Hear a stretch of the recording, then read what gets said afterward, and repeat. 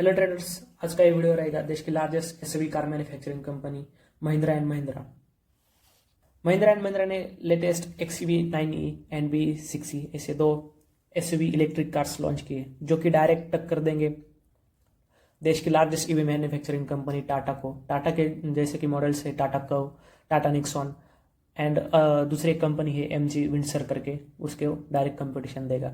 तो ये कार बहुत ही फ्यूचरिस्टिक लग रही है। मैंने बहुत सारे वीडियोस देखे, इसके रील्स भी देखे, तो ये बहुत फ्यूचरिस्टिक है। एंड इसकी बैटरी है उसको लाइफ टाइम वारंटी मतलब जो गाड़ी का एज रहता है मैक्सिमम 15 ईयर्स, उतनी बैटरी की लाइफ दी है, वो वारंटी दी है। सो ये बहुत ही गेम चेंजर रहेगा ईवी सेक्टर में और ये टाटा को बहुत ही बड़ा टक्कर देने वाला है। तो आज हम देखेंगे महिंद्रा महिंद्रा के फंडामेंटल्स, उसके टेक्निकल्स एंड डिटेल में वो कहाँ कहाँ पे बिजनेस कर रहा है, उनके बिजनेस फ्यूचर क्या रहेगा, कितने सेल्स होंगे, ये सब देखेंगे। Mahindra and Mahindra specially passenger vehicles, commercial vehicles and defence vehicle, इसमें तीनों सेक्टर में काम करता है। सबसे ज़्यादा रेवेन्यू इनका पैसेंजर व्हीकल से है, जैसे कि इनके टॉप मॉडल है स्कॉर्पियो के 2 मॉडल है, थार के 2 मॉडल है, देन XUV 300 है, XUV 400 है, देन अभी रिसेंटली 2 कार लॉन्चेस की है। देन पैसेंजर व्हीकल्स में इनका 3 व्हील से चालू होता है, 3 व्हील का रिक्शा टेम्पो है, देन उसके बाद बोलेरो पिकअप है और बड़े बड़े हैवी व्हीकल्स है जो कि कमर्शियल लेवल पे यूज़ होते हैं, बसेस भी है। डिफेंस सेक्टर में ये गवर्नमेंट को बहुत बड़ा सप्लाई देते हैं, स्कॉर्पियो की बहुत बड़ी गाड़ी जाती है इनकी।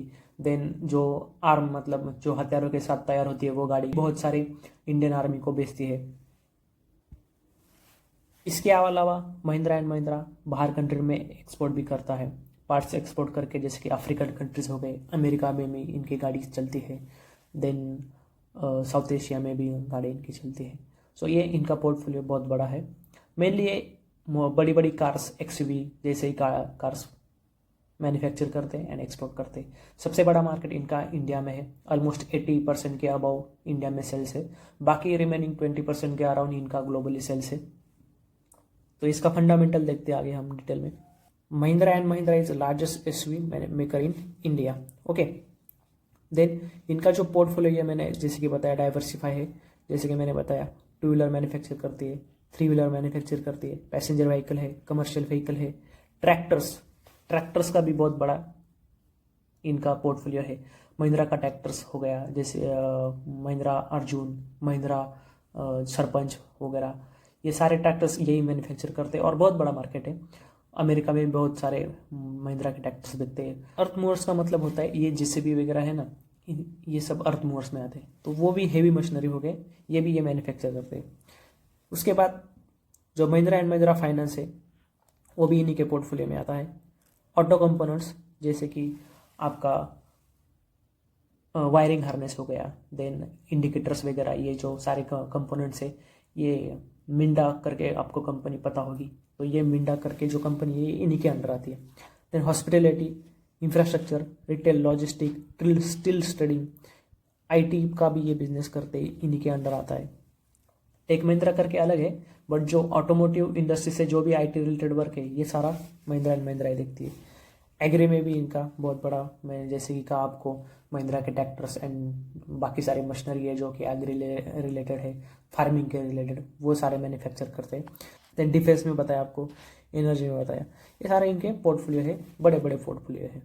तो डिटेल में चार्ट एनालिसिस बाद में करते हैं, पहले कंपनीज के फंडामेंटल्स देखते हैं, क्योंकि फंडामेंटल कंपनी कैसे परफॉर्म कर रही है, कितने सेल्स हो रहे हैं, कितना प्रॉफिट मिल रहा है, कितना लोन है कंपनी के ऊपर, वो सारे देखते हैं।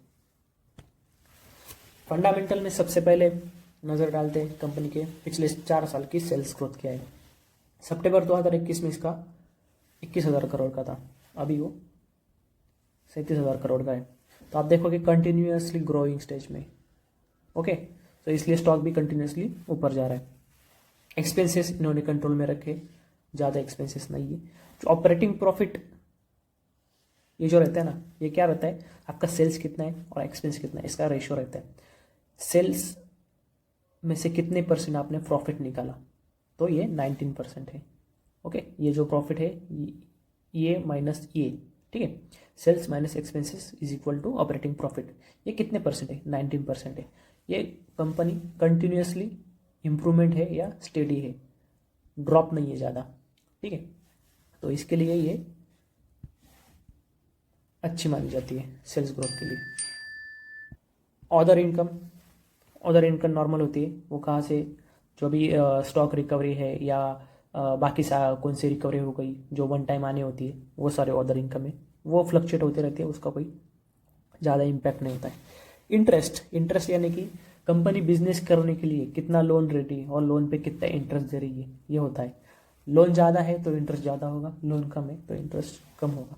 ठीक है, ये इतना ज़्यादा नहीं है जिनका इनसे सेल है, जितना इनका बिजनेस है उसके हिसाब से, ठीक है, इतना रहता है। डिप्रिसिएशन ठीक ठाक है, ज़्यादा भी नहीं है कम भी नहीं है। टैक्स 23-29% टैक्स अभी के लिए ज़्यादा दिया है, तब भी ये प्रॉफिट ज़्यादा निकला है। ओके, सो ये वैरी करता है। नेट प्रॉफिट भी कंटिन्यूसली इंक्रीमेंट पे है। बीच में आप ये देखोगे तो यहाँ पे जो अदर इनकम है वो ज़्यादा मिली है, इसलिए ये होता है उतना फ्लक्चुएट।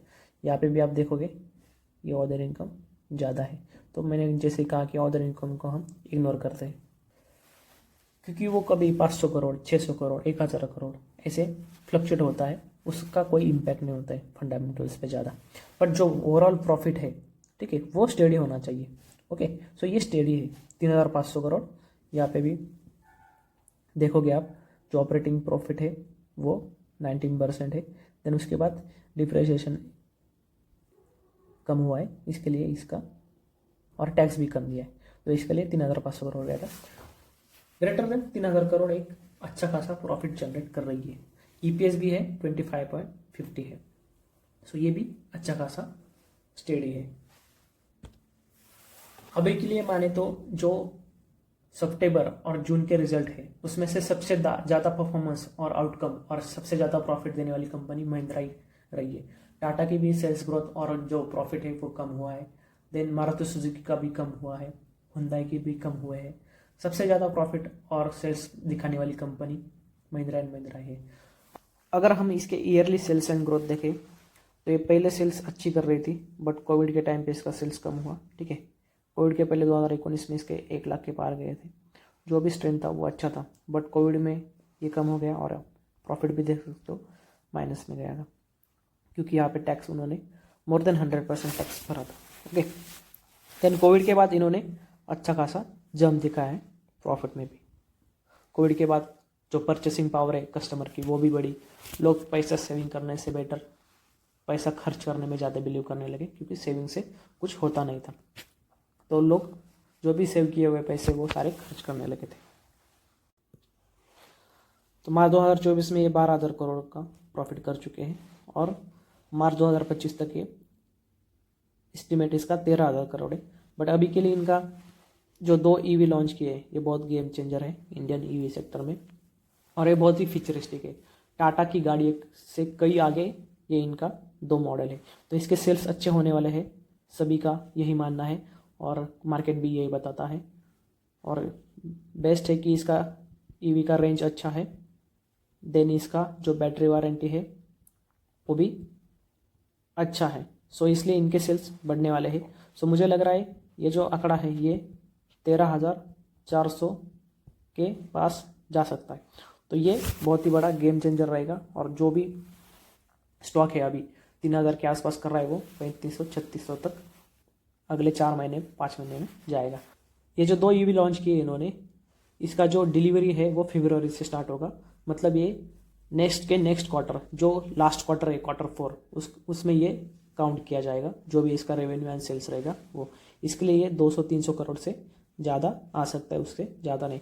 बट जो नेक्स्ट फाइनेंशियल ईयर रहेगा 25-26 फाइनेंशियल ईयर, उसमें ये अच्छी खासी ग्रोथ दिखा सकता है। तब तक देखेंगे मार्केट में बहुत सारी कंपनीज है, टाटा भी कोई ना कोई मॉडल लॉन्च कर देगा, जैसे कि अभी टाटा कर्व किया है, वैसे और दूसरा कोई लॉन्च करेगा। हुंडई का भी आ रहा है इलेक्ट्रिक्स में, और जो मारुति सुजुकी है उनका भी आ रहा है इलेक्ट्रिक्स में। सो देखेंगे, ये भी बहुत बड़ा कंपटीशन है ऑटोमोटिव में अभी के लिए। बाद में नीचे देखते हैं इसका जो स्टॉक पी है वो अभी 31 है, और इंडस्ट्री पी 26 है।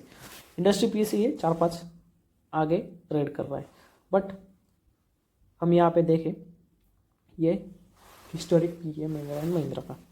2022 में ये दिख नहीं रहा है यहाँ पे, 2020 में सॉरी, तो इसका रीज़न है कि इनका जो प्रॉफिट एंड लॉस है वो माइनस में गया था। जब माइनस में प्रॉफिट रहता है तो जो पी रेशियो है वो निकलता नहीं है। ओके, उसके बाद देखोगे सडनली ये 100 के पास था, वो डाउन होके अराउंड 30 के आया था। ठीक है, तो इसका मीडियन है वो 23 है, 23 में ये करता है।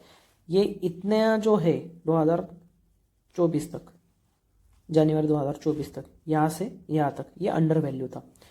और जैसे ही इन्होंने थार लॉन्च की, देन इनका जो स्कॉर्पियो का मॉडल है वो बूम होने लगा, चलने लगा, जो नया स्कॉर्पियो यन है, तो वहाँ से ये सेल्स भी अच्छी हुई और इनका जो प्रॉफिट है वो भी बढ़ा। सो इसके लिए ये यहाँ से डायरेक्टली आ पाया। ये मैं आगे चार्ट पे बता देता हूँ आपको। ठीक है, यहाँ से जनवरी 2024 से ये बूम कर दिया, ऑलमोस्ट 100% ये इसने रिटर्न दिया था एक साल में। पी होने के बाद हम देखते हैं इसका होल्डिंग कितना है। एफ आई होल्डिंग है इसका 41%, which is good. Promoter holding 18%, company के पास खाली 18% है। पब्लिक होल्डिंग है इसका, पब्लिक होल्डिंग नीचे रहेगा। ठीक है, पब्लिक होल्डिंग है इसका 9.44, पब्लिक के पास कम है। ओके, सो पब्लिक के पास जब माल कम होता है तो वो कंपनी अच्छी होती है। Promoter, F I and D I ये कंपनी के शेयर्स को होल्ड करके रख रहे हैं, इसका मतलब वो प्रॉफिट में है, उनको कंपनी का जो फ्यूचर है वो अच्छा दिख रहा है, इसलिए वो होल्ड करके रख रहे हैं, इसलिए वो स्टॉक को बेच नहीं रही है। इसलिए पब्लिक के पास जो शेयर्स है वो रेशियो कम है। सो ये अच्छी बात है कंपनी के लिए। उसके बाद हम एक जो रेशियोज है इसमें दो मेन चीज़ें हैं ऑटोमोटिव में। एक रहता है इन्वेंट्री डेज। ठीक है, इन्वेंट्री डेज में क्या रहता है, आपके पास कितने डेज की इन्वेंट्री पड़ी हुई है। कोविड में आप देखोगे ये 106 गया था। क्यों गया था, कोविड में जो लॉकडाउन लगा था इसकी वजह से वो सेल्स जो है वो कम हुई थी, तो सेल्स कम हुई तो उनके पास स्टॉक पड़ा रहा। बट अभी भी ऑटोमोटिव इंडस्ट्री में जो स्टॉक है टाटा के, हिंदाई के और मारुति सुजुकी के, वो स्टॉक बहुत ज़्यादा पड़े हैं। बट महिंद्रा एक अकेली कंपनी है, मैंने आपको बताया कि उनके सेल्स अच्छे रही है, उनके पास स्टॉक्स ज़्यादा नहीं है। जो बीच में अक्टूबर में इन्होंने, पता होगा आपको, हेवी डिस्काउंट्स दिए थे, बट महिंद्रा ने इतने नहीं दिए थे जितने बाकी वो कंपनीज ने दिए थे। महिंद्रा ने भी दिए थे थार पे, कुछ मॉडल्स पे एंड स्कॉर्पियो पे भी, बट इतने नहीं दिए थे जितने टाटा और बाकी कंपनीज ने दिए थे। सो इनके पास स्टॉक इतना नहीं पड़ा है, विच इज़ गुड। कंपनी अच्छा बिजनेस कर रही है, अच्छी सेल्स कर रही है, क्योंकि महिंद्रा खाली एसयूवीज में करती है, उनके पास छोटी छोटी कार्स नहीं है। और एसयूवी का मार्केट अभी पता है आपको कितना बूम हो रहा है, हर एक दूसरा बंदा एसयूवी खरीदना चाहता है, उनका उसका ड्रीम रहता है, इसके लिए एसयूवी ज़्यादा बिकती है। कंपनी का शेयर होल्डिंग पैटर्न देखा गया तो 9% के अराउंड ये पब्लिक के पास रहता है, ऑलमोस्ट सेम ही है, पब्लिक ज़्यादा ट्रेड नहीं करती है इसमें। ओके, जो प्रमोटर है, प्रमोटर मीन्स जो कंपनी में बैठे हैं और महिंद्रा के जो सब्सिडरी है, कंपनी के पास कितने स्टॉक है, अभी के लिए 18 है, पहले 19 था, 1% कम हुआ है। वो कहाँ पे बढ़ा है, एफ आई ने, एफ आई ने ये स्टॉक खरीदे हैं, क्योंकि एफ आई को ये कंपनी अच्छी लग रही है, प्रॉफिटेबल लग रही है, इसलिए वो लॉन्ग टर्म पे इस पर बुलिश है। डी आई के पास भी माल 1% से बढ़ा है। ठीक है, सो ये F I and D I इस पर बुलिश है, इसलिए कंपनी ने अच्छा ग्राफ पे शो किया है। चलिए क्विक कंपनी के टेक्निकल देखते हैं, अभी टेक्निकल एनालिसिस करते हैं। ये 1 वीक का एनालिसिस है। ठीक है, 1 वीक टाइम फ्रेम पे मार्च 2022 से ये इसने ग्रोथ दिखाया। ठीक है, और फिर से थोड़ा सेल ऑफ आया मार्च 2023 में। यहाँ पे आप जो यूक्रेन रशिया वार है वो स्टार्ट हुआ था आई थिंक, इसके चलते ये सब है। उसके बाद यहाँ से जो कंपनी ने ट्रेंड पकड़ा है वो कभी छुआ ही नहीं है। ओके, यहाँ पे देखोगे आप ऑलमोस्ट 50% यहाँ पे रिटर्न दिया है, और यहाँ से यहाँ तक 100% रिटर्न दिया है।